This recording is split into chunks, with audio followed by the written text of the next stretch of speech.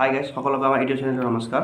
আৰু আপোনালোকে হয়তো সকলোৱে গমে পাইছে যে যোৱাকালি আমাৰ অতিকৈ মৰমৰ কিছুটা বৰ্তমান কৰ্কট ৰোগত আক্ৰান্ত হৈ হেল্থ চিটিত চিকিৎসাধীন হৈ আছে। আৰু তেখেত যিহেতু বৰ্তমান গুৱাহাটী হেল্থ চিটিত চিকিৎসাধীন হৈ আছে আৰু তেখেতক ইয়াৰে পিছতে উন্নত চিকিৎসাৰ বাবে মুম্বাইলৈ লৈ যোৱা হ'ব।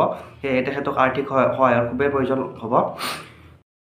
আৰু তেখেতৰ উন্নত চিকিৎসাৰ বাবে যিখিনি আৰ্থিক সহায়ৰ প্ৰয়োজন হ'ব তাৰ বাবে কিছুমান বেংক একাউণ্ট আৰু তেখেতৰ যোনটো গুগল পে' একাউণ্ট সেইটো আপোনালোকৰ স্ক্ৰীণতো আছে বা ডেছক্ৰিপশ্যনতো দিয়া থাকিব। আপোনালোকে যাতে তেওঁক সহায় কৰিব পাৰে, যিমান পাৰে আপোনালোকৰ কথা এইটো বহুতেও সহায় কৰি আছে আৰু আমিও যিখিনি পাৰোঁ তেখেতক সহায় কৰাৰ চেষ্টা কৰিম।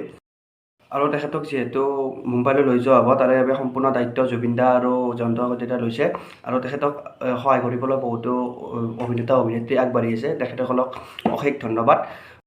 আৰু শেষত আমি কিছুদাৰ সুস্বাস্থ্যৰ আৰোগ্য কামনা কৰিলোঁ, তেখেত যাতে আমাৰ মাজত সোনকালে উভতি আহে।